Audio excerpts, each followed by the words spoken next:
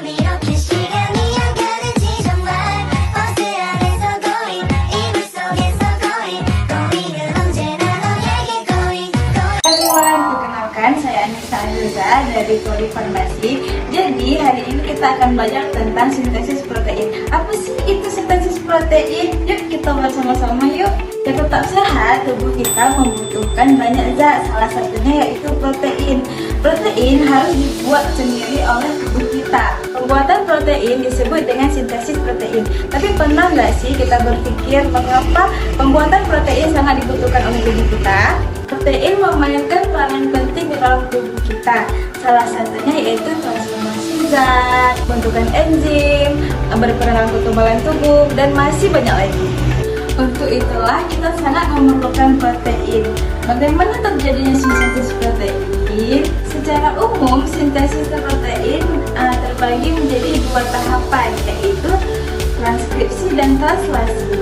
Proses yang pertama yaitu transkripsi. Transkripsi terjadi di dalam nukleus. Ada 3 tahapan yang terjadi di dalam transkripsi, yaitu inisiasi, elongasi, dan terminasi.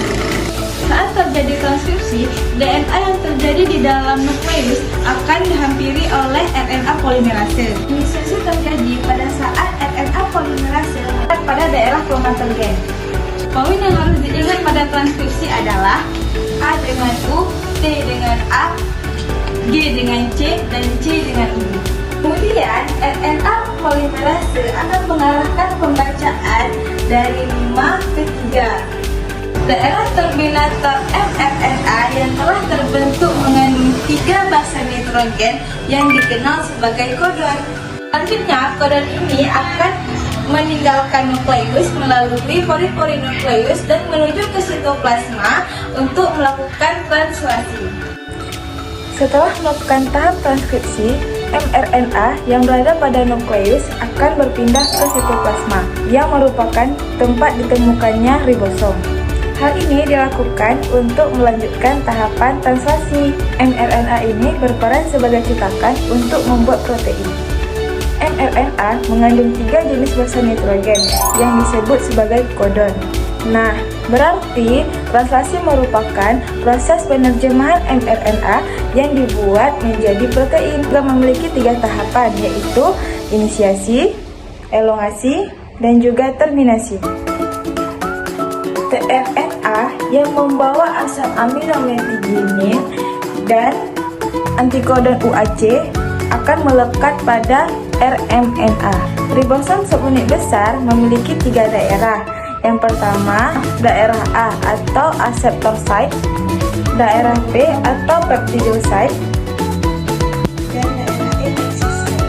Pada proses elongasi, asam amino yang lain akan dibawa pada rantai mRNA oleh RNA transfer dengan membawa antikodon untuk dapat mengetahui asam amino apa yang mengkodon kodon.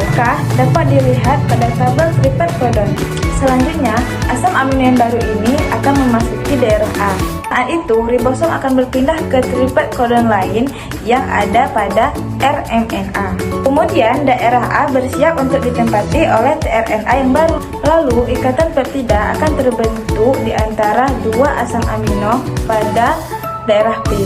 Siklus ini akan terus berulang sampai tahap terminasi. Kodon ini dikenali oleh protein yang dikenal sebagai release factor.